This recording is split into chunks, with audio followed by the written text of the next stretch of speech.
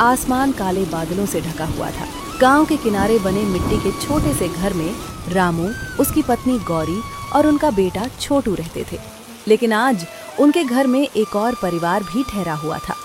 2 अनजान मेहमान, एक पति और उसकी पत्नी, जो पिछली रात बारिश में फंस जाने के कारण यहीं रुक गए थे। दोनों अभी भी घर के अलग कमरे में चुपचाप सोए हुए थे। घर में अजीब सी खामोशी थी।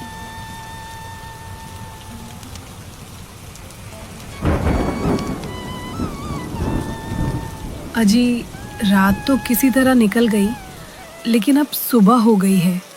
मैं सुबह से यही सोच रही हूँ कि इन मेहमानों को नाश्ते में क्या दूँ। घर में आटे की डिब्बी लगभग खाली हो चुकी है।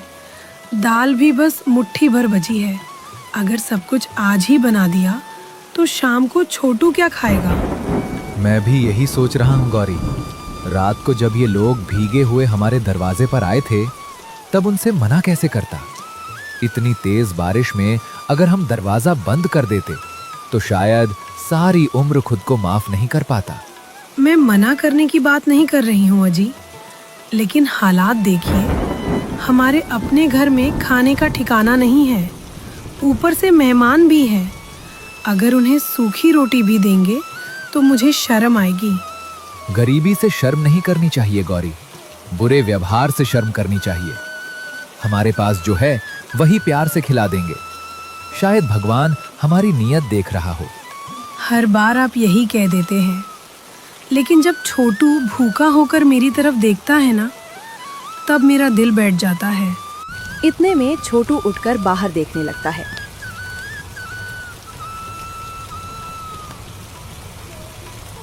बाबा, बारिश अभी भी नहीं रुकी। क्या आज भी आप काम पर नहीं जाओगे? अगर बारिश थोड़ी भी कम हुई ना, तो मैं जरूर जाऊंगा, चाहे पूरा गांव घूमना पड़े। बाबा, मैं बड़ा होकर आपको कभी काम नहीं करने दूंगा। मैं बहुत सारे पैसे कमाऊंगा, फिर हमारे घर की छत भी नहीं बनवाऊंगा। रामू कुछ पल के लिए चुप हो जाता है। उसकी आंखें भर आती हैं। बस बेटा, भगवान करे तेरी हर बात सच हो। रामू बाहर बारिश देखने चला जाता है।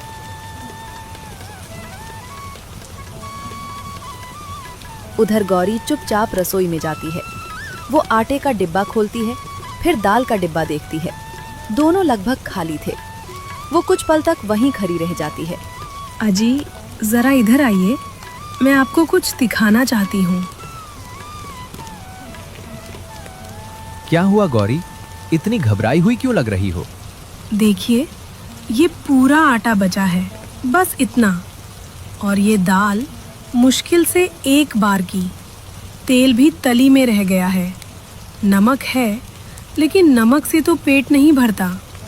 मैं रात से यही हिसाब लगा रही हूँ कि अगर सुबह मेहमानों को खिला दूँ तो दोपहर में छोटू क्या खाएगा, और अगर छोटू के लिए बचाकर रखूँ तो मेहमानों को क्या खिलाऊँ। समझ ही नहीं आ रहा कि क्या करूँ। मुझे पता था कि घर की हालत खराब है, लेकिन इतनी खराब हो गई है इसका अंदाजा नहीं था। मैं आपको इसलिए नहीं बताती थी क्योंकि आप पहले से ही परेशान रहते हैं, लेकिन अब छिपाने जैसा कुछ बचा भी नहीं है। सुबह से मेरा मन रो रहा है अजी। घर में मेहमान बैठे हैं और मैं उनके लिए ढंग की चाय तक नहीं बना पा रही। कई घरों के दरवाजे बंद थे। लोग खिड़कियों से बारिश देख रहे थे। रामू सबसे पहले गांव के बूढ़े किसान काका शंभू के घर पहुंचा। काका, काका, बाहर आइए।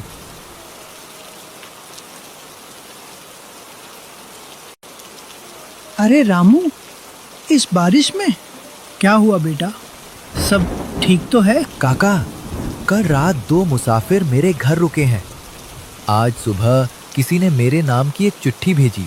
उसमें लिखा था कि उन मेहमानों को पहचानने की कोशिश मत करना।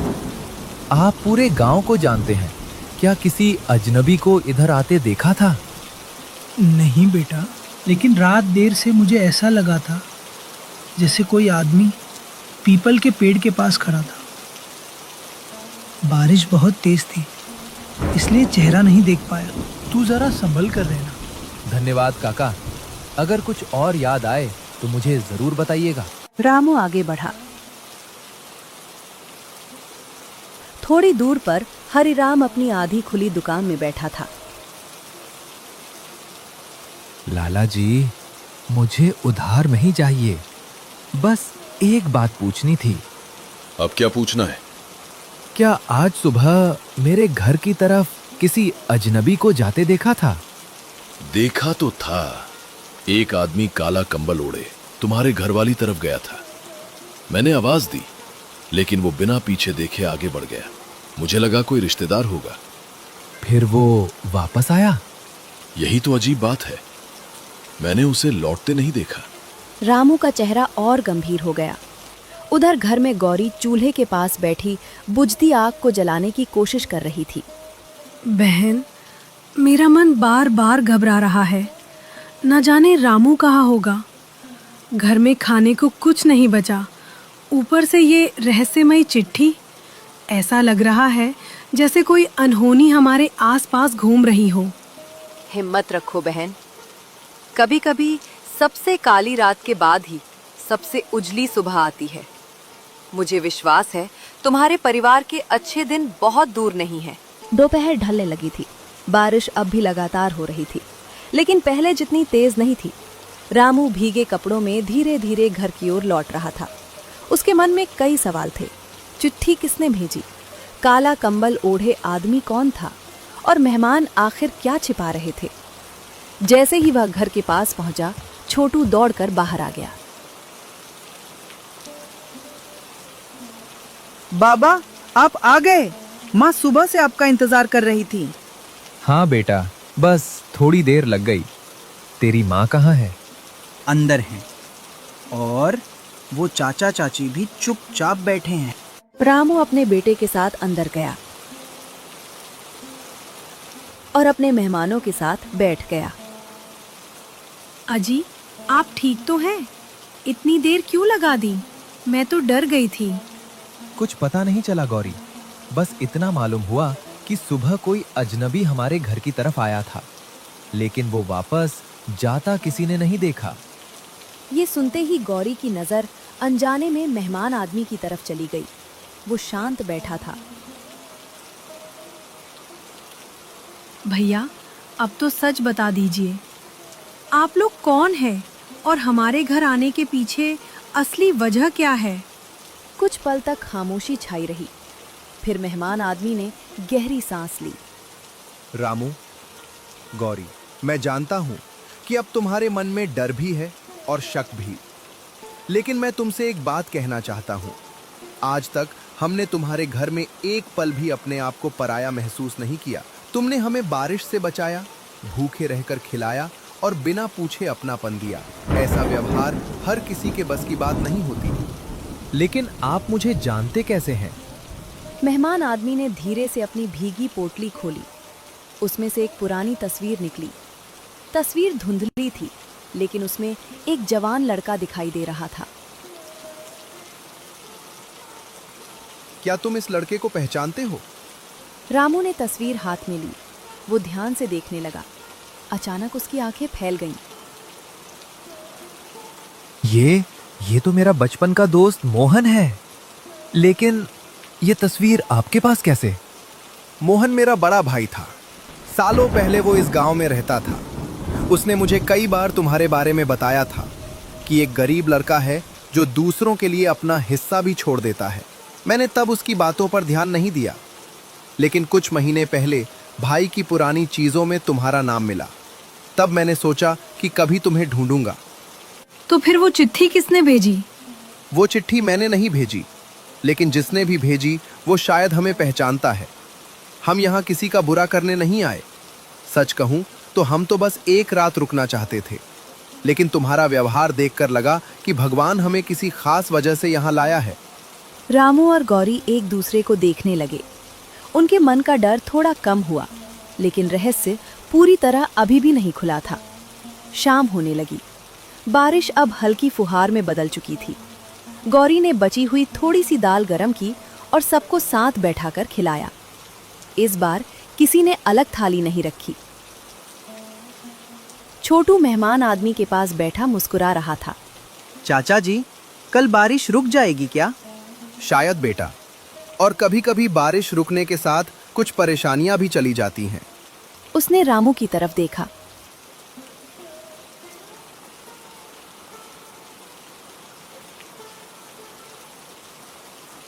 रामू, कल सुबह मैं तुमसे एक जरूरी बात करूंगा।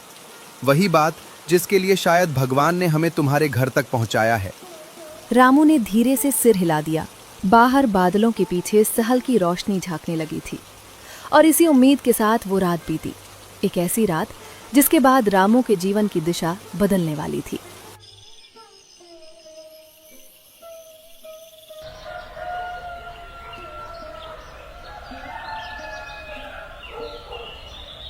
अगली सुबह होते ही बारिश लगभग रुक चुकी थी। कई दिनों बाद बादलों के बीच से हल्की धूप निकल रही थी, लेकिन रामू के मन में अभी भी बेचैनी थी। मेहमान आदमी धीरे धीरे उठकर बाहर आंगन में आया। रामू, आज वो समय आ गया है जब तुम्हें सब सच जान लेना चाहिए। मैं भी रात भर यही सोचता रहा साहब। आखिर आप है कौन? मेहमान आदमी ने अपनी जेब से एक पुराना चमड़े का बटुआ निकाला। उसमें से एक पहचान पत्र और कुछ कागज बाहर निकाले। मेरा नाम विजय है। मैं कोई साधारण मुसाफिर नहीं हूं। मैं और मेरी पत्नी पिछले कई महीनों से अलग अलग गांवों में बिना पहचान बताए घूम रहे हैं। हम ऐसे लोगों की तलाश कर रहे थे जो गरीबी में भी इंसानियत न छोड़े। तभी गौरी और छोटू भी बाहर आ गए और सब एक दूसरे का चेहरा देखने लगे। जिस रात हम तुम्हारे घर आए थे वो सिर्फ बारिश से बचने के लिए नहीं था। हम जानबूझकर ऐसे घर की तलाश कर रहे थे जहां लोग मुश्किल में हों। हम देखना चाहते थे कि भूखा इंसान पहले अपनी भूख मिटाता है या किसी और की। रामू, तुमने बिना हमें जाने अपना घर खोल दिया। गौरी ने अपने बच्चे का हिस्सा तक हमारे लिए बचा लिया और छोटू ने कभी शिकायत नहीं की। तुम तीनों हमारी हर परीक्षा में सफल रहे। गौरी की आंखों से आंसू बहने लगे। तो वो चिट्ठी? वो हमारे साथ आए एक आदमी ने भेजी थी। हम देखना चाहते थे कि डर के कारण कहीं तुम हमें घर से निकाल तो नहीं दोगे। तभी बाहर गाड़ियों के रुकने की आवाज आई। गांव के कुछ लोग चौंक कर रामू के घर की तरफ देखने लगा। अच्छे कपड़े पहने कई लोग उतरकर सीधे विजय के पास आए। सबने आदर से सिर झुका दिया। अरे, ये तो कोई बहुत बड़े आदमी लगते हैं। रामू और गौरी बिल्कुल स्तब्ध रह गए। रामू, मैं करोड़पति हूं। मेरे कई कारखाने और संस्थाएं हैं, लेकिन इतने बड़े घरों में भी मुझे तुम्हारे जैसा बड़ा दिल नहीं मिला। इतना सुनते ही गांव के लोग दंग रह गए। हरिराम, जिसने कभी रामू को उधार देने से मना कर दिया था, दूर खड़ा शर्म से सिर झुका चुका था। विजय ने अपने साथ आए लोगों की तरफ देखा। एक आदमी एक बड़ा बैग लेकर आगे आया। उसने बैग खोल दिया। अंदर नोटों की गड्डियां भरी हुई थीं। रामू, ये 1 करोड़ रुपए हैं। मैं चाहता हूं कि आज से तुम्हारी गरीबी हमेशा के लिए खत्म हो जाए। गांव के लोग शौक गए, लेकिन जो अगले ही पल हुआ उसने सबको हिला दिया। रामू ने बैग की तरफ देखा, फिर धीरे से उसे बंद कर दिया। साहब, अगर मैं सिर्फ पैसे के लिए आपकी सेवा करता तो शायद आज ये बैग ले लेता, लेकिन मैंने आपको भगवान का मेहमान समझकर घर में जगह दी थी। उस इंसानियत की कीमत मैं कभी नहीं ले सकता। मुझे माफ कर दीजिए, मैं ये पैसे नहीं ले सकता। गांव के लोग स्तब्ध रह गया। गौरी भी कुछ पल के लिए रामू को देखती रह गई। विजय की आंखें भर आईं।